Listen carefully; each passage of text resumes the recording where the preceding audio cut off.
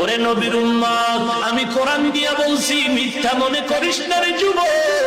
পাও দুইটা আগায় দে, আমি পায়ে হাত রেখে বলি, দাড়ি কাইটা নবীর আর কাঁদাস না রে যুবক। নামাজ বাদ দিয়ে নবীর কষ্ট দিও না। আমার নবী এই ইসলামের জন্য কত কষ্ট করেছে।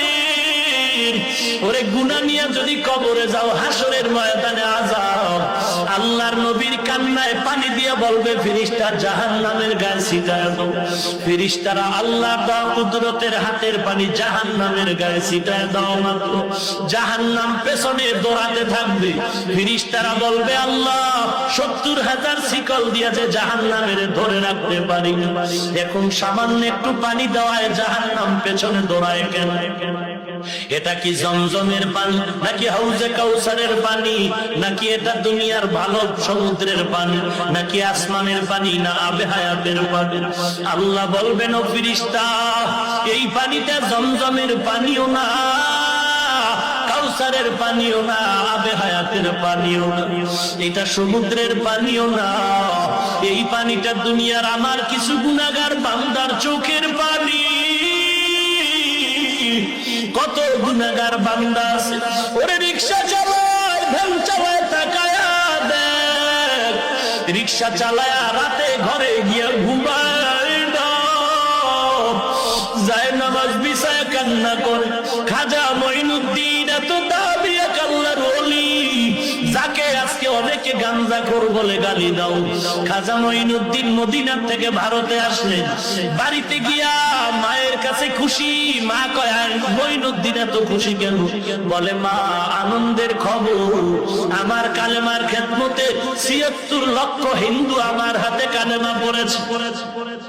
মা বলে বাবা, এটা তোর গর্ব না, এটা আমার সুনাম। মঈনুদ্দিন বলে মা, এটা তোমারই সুনাম। বলে এমনি বললে হবে না, তোর এই বরকতের পেছনে আমি মা কত কান্না করেছি তুই জানো।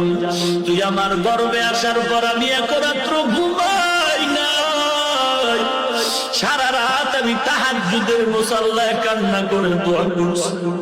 ওরে পর্দার আড়ালের মা, ভালো করে শুনে নাও, ও বাবাজি, মনটা কি চায় না একজন আলেমের মা হয়ে কবরে যাও, কোরআনওয়ালার বাবা হয়ে কবরে যাও? মঈনুদ্দিনের মা বলে, রে সন্তান, আমি মাওলার দরবারে কান্না করেছি, মালিক আমার সন্তানের তুমি ওলি বানায়া দাও। শুধু তাই না রে বাবা, তুই মঈনুদ্দিন যখন দুনিয়াতে আসছো, আমি মায়ের বুকের দুগ্ধ পান করেছি।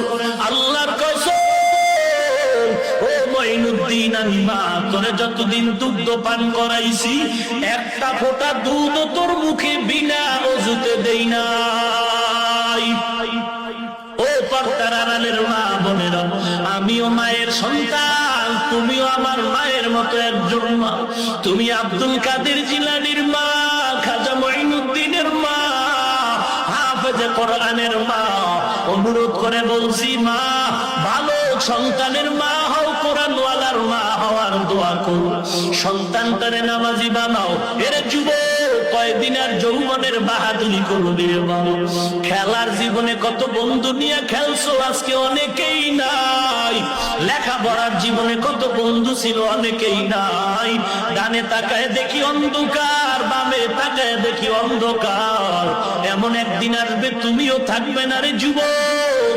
অতএব আল্লাহর কাছে তওবা করো, মা বাবারে কষ্ট দিবা না, আল্লাহওয়ালারে বন্ধু বানায় আমল করবা, নামাজ পড়বা, দাড়িটা লম্বা করবা, মা বাবার খেদমত করে দোয়া নিবা, সহিভাবে কোরআন পড়বা, দেশ ও জাতির বিরুদ্ধে কোনো ষড়যন্ত্র করবা না। তওবার যদি নিয়ত থাকে, মুনাফিকি যদি না থাকে, আল্লাহর মহব্বত নিয়া খাঁটি তওবার নিয়তে দুটো হাত আমার আল্লাহকে দেখায় দাও। আয় আল্লাহ, সবার হাত কবুল করে নেন, দাড়িওয়ালা নামাজি নবীর আশিক বানায় দেন। আয় আল্লাহ, ঈমান আমল মজবুত করে দেন। আয় আল্লাহ, সহিভাবে কোরআন পড়ার তৌফিক দান করেন। মা বাবার খেদমতের জন্য কবুল করে নেন। কাটি আল্লাহওয়ালার বন্ধু বানায় দেন। দেশের বিরুদ্ধে, জাতির বিরুদ্ধে ষড়যন্ত্র থেকে হেফাজত করেন। আমাদের তওবা কবুল করে নেন। তওবার উপরে মজবুত হয়ে চলা তৌফিক দান করেন। আমিন। আলহামদুলিল্লাহি রাব্বিল আলামিন।